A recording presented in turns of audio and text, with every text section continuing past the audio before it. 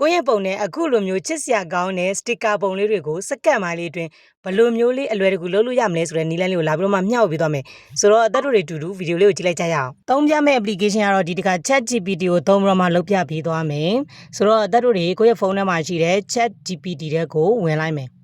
ဝင်ပြီးသွားပြီဆိုလို့ရှိရင်တော့အသက်တို့ဘယ်ဘက်အောက်ထောက်မှာရှိတဲ့အပေါင်းလက္ခဏာလေးပေါ့နော်အဲ့ဒီအပေါင်းလက္ခဏာလေးကိုတစ်ချက်လက်ကလေးနဲ့နှိပ်လိုက်မယ်နှိပ်လိုက်ပြီးသွားပြီဆိုလို့ရှိရင်ပေါ်လာတဲ့တဲကနေပြီးတော့ဘာကိုရွေးပြရမလဲဆိုတော့ photo ပေါ့နော် photo ဆိုတာလေးကိုရွေးပြီးတော့မှကို edit လုပ်ချင်တဲ့ကိုယ့်ရဲ့ပုံလေးပေါ့နော်ကို sticker လုပ်ချင်တဲ့ကိုယ့်ရဲ့စိတ်ကြိုက်ပုံလေးတစ်ပုံကို phone gallery ထဲကနေပြီးတော့သွားယူလိုက်မယ်အသက်ကတော့ဥမာအနေနဲ့ဒီပုံလေးတစ်ပုံကိုယူမယ်ပြီးသွားပြီဆိုလို့ရှိရင်အသက်တို့သူ loading လုပ်နေတာလေးကိုခဏစောင့်လိုက်ပြီးတဲ့အခါမှာပုံလေးရောက်သွားပြီ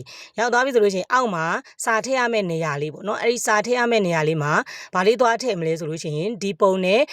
ဒီအခုအသက်ရေးပြတဲ့စာလေးပေါ့နော်အသက်ရေးပြတဲ့ဒီစာလေးအတိုင်းသွားပြီးတော့မှသူ့ကိုရေးပြီးတော့မှထည့်လိုက်မယ်ပေါ့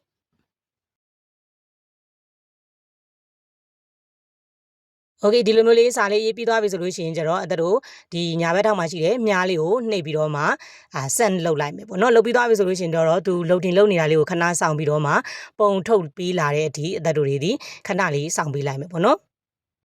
သူလှုပ်တာလေးပြီးသွားပြီဆိုလို့ရှိရင်တော့ဒီလိုမျိုးလေးချစ်စရာကောင်းတဲ့ပုံလေးတစ်ဆင့်ပေါ့နော်ရလာပြီဆိုလို့ရှိရင်ဒီပုံလေးကိုသိမ်းမယ်သိမ်းတဲ့အခါမှာဆိုလို့ရှိရင်အသက်တို့တွေဒီပုံလေးကိုလက်ကလေးနဲ့ကြာလေးဖိလိုက်မယ်ဖိပြီးသွားပြီဆိုလို့ရှိရင် save ဆိုတဲ့ခလုတ်လေးကိုနှိပ်ပြီးတော့မှဒီပုံလေးကိုအရင်သိမ်းလိုက်မယ်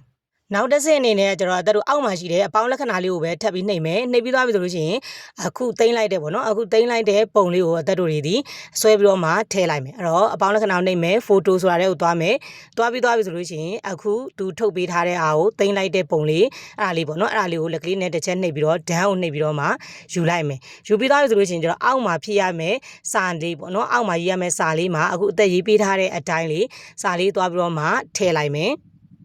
ဒီနေရာမှာတော့အသက်ပြောတဲ့စာအတိုင်းပေါ့နော်ဟာဟာတွေ cry တွေ left တွေမဟုတ်ဘဲနဲ့ကိုယ်စိတ်တိုက်ထည့်ချင်တာဆိုလဲပြောင်းထည့်လို့ရမယ်ပြီးရင်ညာဘက်အောက်တော့ကအများလေးကိုနှိပ်ပြီးတဲ့အခါမှာသူ loading လုပ်နေရလေးကိုတက်တို့ခဏထပ်ပြီးတော့စောင်းလိုက်မယ်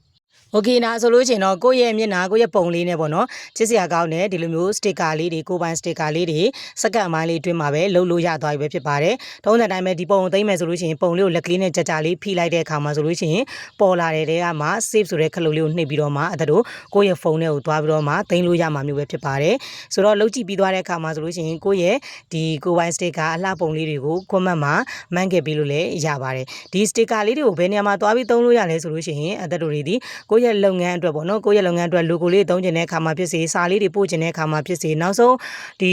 delivery ကိုယ့်ရဲ့ဒီလုပ်ငန်းအတွက်ပေါ့နော် delivery ပို့တော့မယ်အဲ့မှာ